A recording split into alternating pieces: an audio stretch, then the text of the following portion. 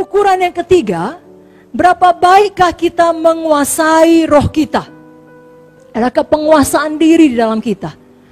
Adakah kita seorang yang cepat bereaksi, cepat marah, atau kita seorang yang sabar? Amsal 16 ayat 32 mengatakan, orang yang sabar melebihi seorang pahlawan.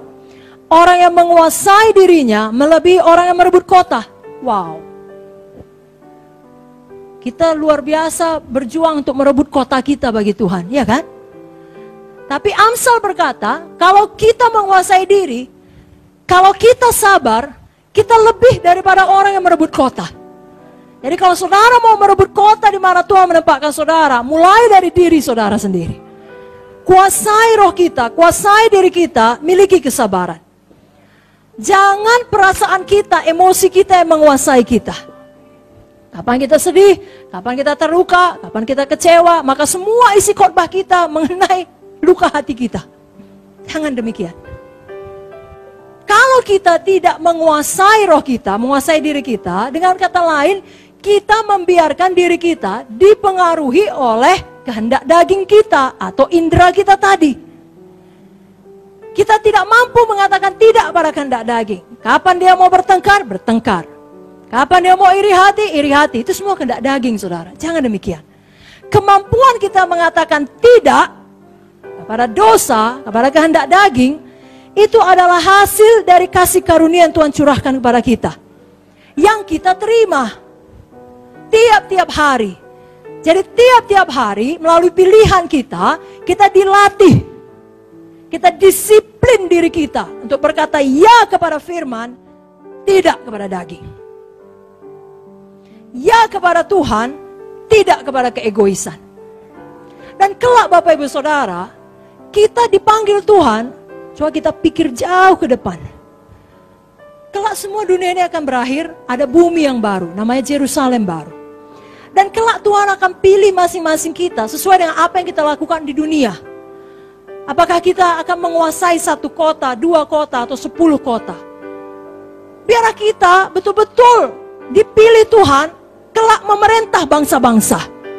Nah, kalau kita mau kelak terpilih memerintah bangsa-bangsa, mulai dari memerintah diri sendiri, saudaraku.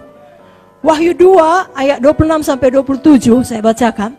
Barang siapa menang dan melakukan pekerjaanku sampai kesudahannya, kepadanya kukaruniakan kuasa atas bangsa-bangsa.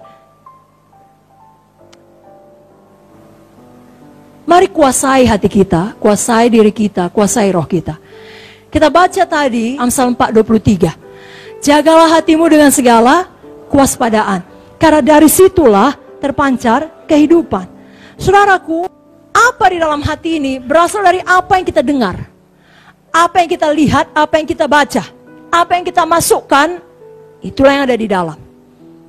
Jadi kita katakan tidak kepada semua ikatan dosa, kepada semua kehendak daging. Katakan tidak kepada kemarahan, kepada dendam, kepada sakit hati. Kita adalah orang-orang yang dipenuhi dengan Zoe. Kita mampu menguasai diri kita dengan pertolongan Roh Kudus dalam kita untuk suatu mahkota yang abadi. Saudara bukan untuk mahkota yang fana, tapi untuk mahkota yang abadi, mahkota yang kekal, yang tidak dapat dirusak ngengat, tidak dapat dirusak karat. Tapi tidak mau melatih diri, jangan demikian. Amin, saudaraku. Biarlah kita memiliki Zoe, sifatnya Tuhan. Tuhan Yesus rendah hati, belajarlah kepada aku sebab aku lemah lembut dan rendah hati. Betul saudara? Maka jiwamu akan mendapat ketenangan. Dan Tuhan menentang orang sombong. Saya tidak mau ditentang Tuhan. Saudara pun tidak ada yang mau ditentang Tuhan. Kita mau kehidupan Tuhan nyata bagi kita. Kita mau Tuhan di pihak kita. Maka siapakah yang dapat menjadi lawan kita? Kalau mau katakan amin, katakan amin lebih kuat lagi. Dan orang yang rendah hati dapat diajari, saudaraku. Dapat dinasehati. Kalau istilah Amsal, dapat dikecam. Mari kita buka Amsal 9 ayat 8-9. 1, 2, 3 ya. Janganlah mengecam seorang pencemooh supaya engkau jangan dibencinya. Kecamlah orang bijak, maka engkau akan dikasihinya. Berilah orang bijak nasihat, maka ia akan bertambah lebih bijak. Ajarilah orang benar, maka pengetahuan akan bertambah. Saudaralah orang benar. Saudaralah orang bijak. Nah saudaraku, saya berdoa mengenai kesombongan ini, nampaklah perubahan dalam hidup kita masing-masing. Dalam hidup saya, dalam hidup saudara. Ya, kerendahan hati Tuhan menjadi milik kita. Saya teringat satu ayat, Roma 12 ayat 2. Semua kita tahu ayat ini saudara. Biar saya bacakan. Roma 12 ayat 2. Janganlah kamu menjadi serupa dengan dunia ini, tapi berubahlah oleh pembaharuan budimu, sehingga kamu dapat membedakan manakah kehendak Allah, apa yang baik, yang berkenan kepada Allah, dan yang sempurna.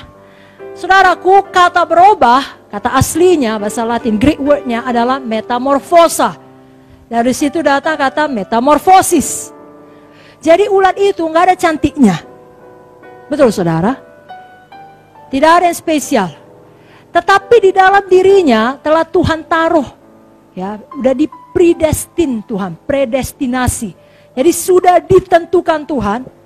Pada waktunya, kepompongnya akan pecah, sayapnya akan keluar, dan dia bermetamorfosis, berubah menjadi kupu-kupu yang cantik.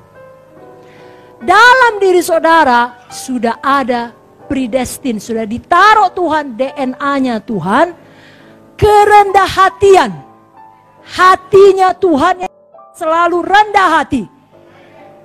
Kalaupun hari ini saya masih ulat, saudara masih ulat, tapi tolonglah sama-sama kita bertumbuh, keluar kita dari kepompong kita, tahun depan jadi kupu-kupu cantik kita semuanya.